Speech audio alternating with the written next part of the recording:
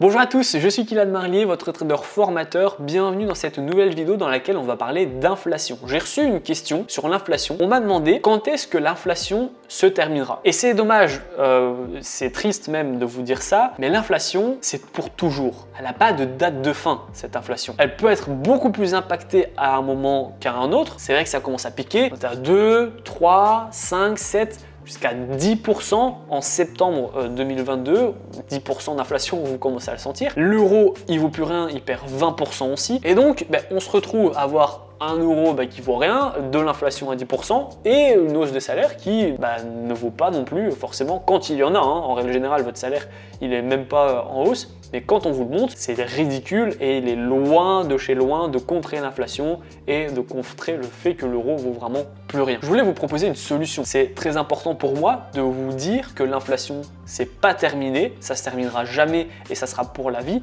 mais c'est important aussi pour moi de vous donner des solutions à ce problème d'inflation. Parce qu'en fait, si vous faites rien pour contrer cette inflation, vous allez être victime de cette inflation toute votre vie. Et c'est dommage parce que c'est pas forcément difficile de la contrôler, cette inflation, et de la contrer. Il y a en fait une méthode que je vais vous donner justement dans cette vidéo que vous allez pouvoir mettre en place qui va vous permettre de contrer cette inflation. Donc quand je dis contrer cette inflation, qu'est-ce que je veux dire? Vous allez devoir gagner de l'argent à la hauteur de l'inflation actuelle. Donc, si par exemple l'inflation elle est à 5%, eh bien il faut essayer que vous fassiez 5% de rendement pour contrer l'inflation et que du coup vous vous y retrouvez et vous puissiez arrêter de souffrir et d'être victime toute votre vie de cette inflation. Le problème c'est que si vous ne faites pas attention à l'inflation, vous allez à chaque fois brûler petit à petit votre capital et votre argent sans jamais vous en rendre compte. Parce qu'évidemment le compte que vous avez en banque, il ne va pas vous dire tous les jours, voilà là aujourd'hui tu as perdu 2 euros de pouvoir d'achat, 1 euro, 10 euros, 20 euros. Non, c'est pas une plateforme en bourse, elle vous dit rien. Elle vous fait comprendre que vos 20 000 euros d'il y a 2 ans vaut maintenant aussi 20 000 euros, alors que c'est des conneries. Et pour contrer ça justement, il y a l'investissement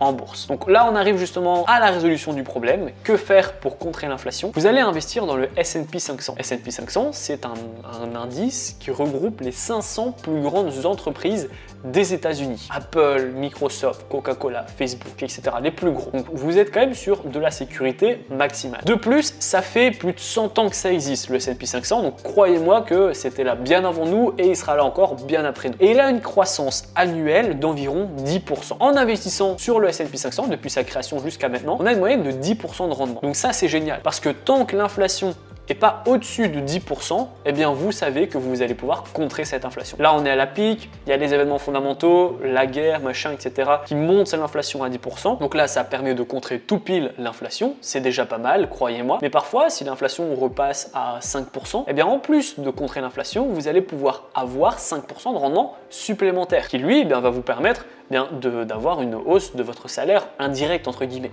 Donc ça c'est important. Et vous voyez, c'est pas très compliqué. On a peur, machin. Ça fait 100 ans qu'il existe, le S&P 500. Il reflète l'économie de l'Amérique. Est-ce que vous pensez que l'Amérique, elle va arrêter d'exister dans 10 ans? Ben non, évidemment. Donc, allez-y.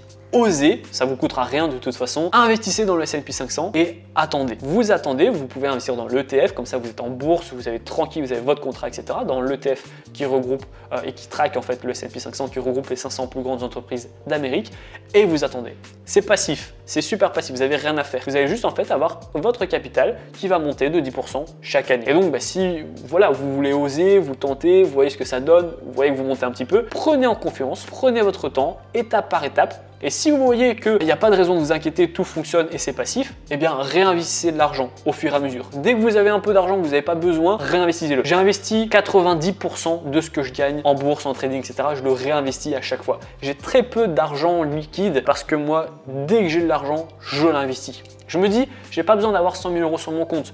Tant que je peux couvrir mes dépenses sans regarder, si j'ai besoin de 10 000 euros par mois pour vivre, je me verse 10 000 euros par mois pour vivre. Tout ce que j'ai en plus, je rebalance. C'est proportionnel. Si vous avez besoin de 1 000 euros par mois, tout ce qu'il y a au-dessus, vous rebalancez en investissant. Et plus vous avez un gros capital, plus vous allez recevoir d'argent que vous allez pouvoir réinvestir pour avoir encore un plus gros capital. C'est l'intérêt cumulé, c'est l'effet boule de neige. Donc voilà comment contrer l'inflation actuellement en 2022, voire même en 2023. Et l'idée, c'est que si l'inflation devient plus élevée, il faudra trouver un actif encore plus élevé en termes de rendement. Mais croyez-moi, retirer 10% d'inflation grâce au S&P 500, ça va déjà vraiment vous faire respirer. Juste pour vous donner une idée, le dollar a perdu 28% de sa valeur depuis 2009. Ça veut dire en fait que si vous avez 100 dollars en 2009, eh bien aujourd'hui, vous en aurez 72. La banque ne vous le montre pas et pourtant, c'est la vérité. Donc vous le voyez, n'investissez pas dans votre banque en fait en laissant votre capital courir en fait à 0 voire 5% de livret A qui ne servent à rien en finale. Ne le laissez pas dormir sur un livret qui rapporte rien. Investissez-le avec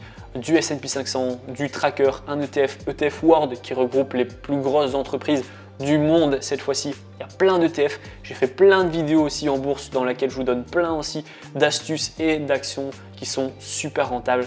Donc profitez-en. Je finirai cette vidéo par vous dire que si vous avez mis 100 € sur Apple en 2009, aujourd'hui, ça en valerait 2800 €. Je termine là. Je vous dis à bientôt pour les prochaines vidéos.